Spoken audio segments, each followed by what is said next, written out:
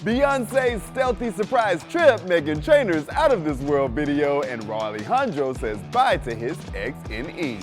The Kendrick and Drake beef takes a wild turn. We take you inside 21 Savage's show, and Craig David breaks down one of his biggest hits. This hump day is packed with news, and it's starting with a shocking update. The Kendrick and Drake beef is getting intense, and now it's beyond just diss tracks. Let's break it down. Say Drake, I hear you like I'm young. You better not ever go to cell block 1. After the back and forth diss tracks, a security guard working at Drake's Toronto residence was shot early yesterday morning.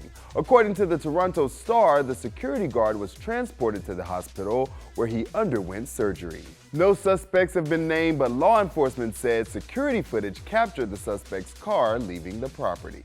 It's not clear if Drake was at home at the time of the shooting, and law enforcement have not said whether they think the shooting is linked to Drake and Kendrick's feud. What does seem to be related to the feud is the vandalizing of Drake's London OVO store. Someone spray painted the front window with "They Not Like Us," possibly a reference to Kendrick's song. Certified lover boy, certified pedophile. While the rap beef has seemingly spurred some negative actions, it looks like some of their diss tracks could be heading for chart success. 4 of their diss tracks have already appeared on the Hot 100. And 3 more, Not Like Us, Family Matters, and Meet the Grams, which are all widely available on streaming services and digital retailers, should have strong showings on next week's Hot 100. And the world of hip-hop isn't all intense right now. We're taking you to a show. Come with us to 21 Savage's The American Dream Tour in Billboard All Access.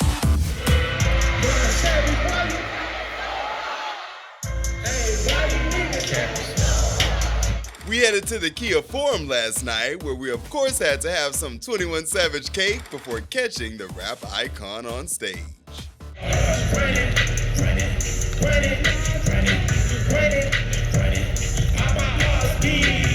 He did fan favorites and some hitting lyrics.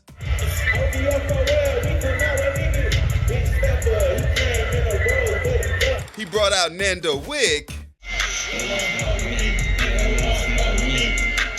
And of course, we had to check out some swag to take home.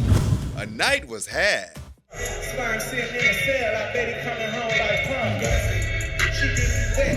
Speaking of attending shows, did you know Beyonce was at Coachella? Here's 3 things you should know today.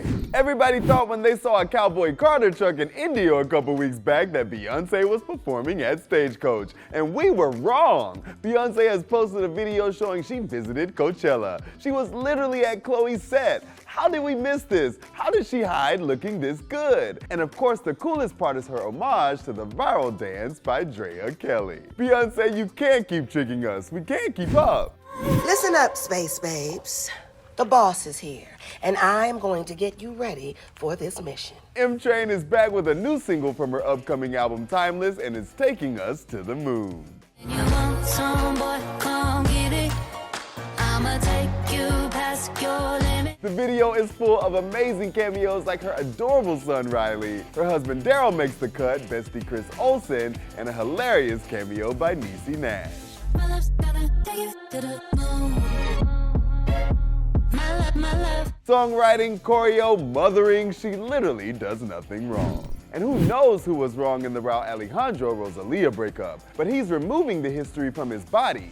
Though he was covered up at the Met Gala, at some after parties you could see his stomach tattoo that used to say Rosalía is now a butterfly. And now I just want to sing Mariah Carey. Help!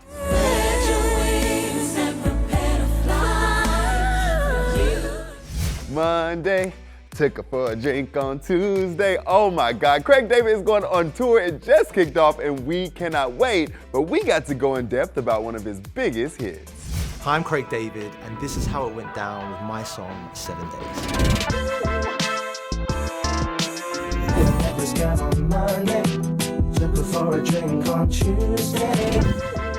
So the inspiration behind the lyrics to 7 Days, for me, was a young kid living in his 2-bedroom flat with my mum in the projects in the UK in a place called Southampton. But looking out of this window and just aspiring to live this very magical, whimsical life. One of those being, how would it be to have a whimsical 7 days where you're not necessarily living at home with your mum, you're not necessarily even really in the projects now. And that for me was the starting point, jotting down the first word of Monday.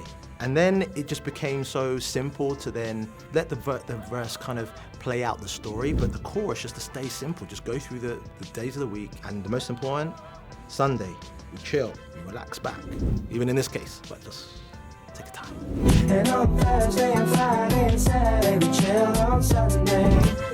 The song was produced by a guy called Mark Hill, a close friend of mine, and actually was the producer of the whole album, my first album, Born to Do It, which changed his life, my life, and touched a lot of people's lives along the way. His studio was like underground, right by a marina, and we'd always go for like coffees and have a little drink by the marina, get some fresh air, get some inspiration, and then we'd go underground in this small room, old school studio. I have to say, when we finished the song, I was like super gassed about the guitar and the beat. I was like, this just knocks. Like, this is the R&B that I grew up listening to. I think of, I don't know, You Make Me Wanna from Usher. Anything Usher related, to be honest, from My Way all the way through to A701, because it was like that same era. Destiny's Child were about to drop their Say My Name, and they had all these tunes that were just hitting these pockets. So then when I heard 7 Days, I was like, the beat and the guitar. It's one of these ones that's funny, because I say it with chest. I didn't need any authority or anyone outside of me to tell me if it was good or not. It was like, me and Mark were just like, yo, this bangs.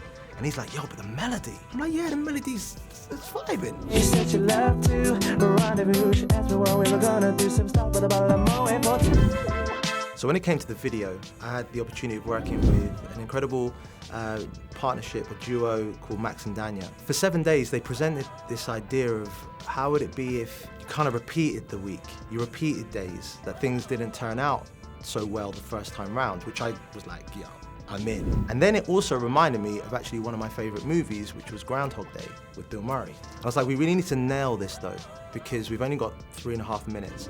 It was absolutely incredible when I saw it playing out. The balloon flies off and I grab it from the grandma in the final part. For me, the most poignant part of the whole video, and I feel that this is almost like a metaphor for life, if we could do this, is that when it gets to the part where I spill the wine on this lovely woman that I've met, and we're on the date, to be able to pause it, step out of frame, rewind the whole frame back, jump back into the frame, press play, and just mind myself from not spilling it again, I felt was still one of the most iconic moments in a video. It feels as if that's just what everyone would like to do when that thing happens and you're like, oh, if I could just pause and rewind. But in the video, I actually could, so that was amazing to me. Hey, I met this guy on Monday, took her for a drink on Tuesday.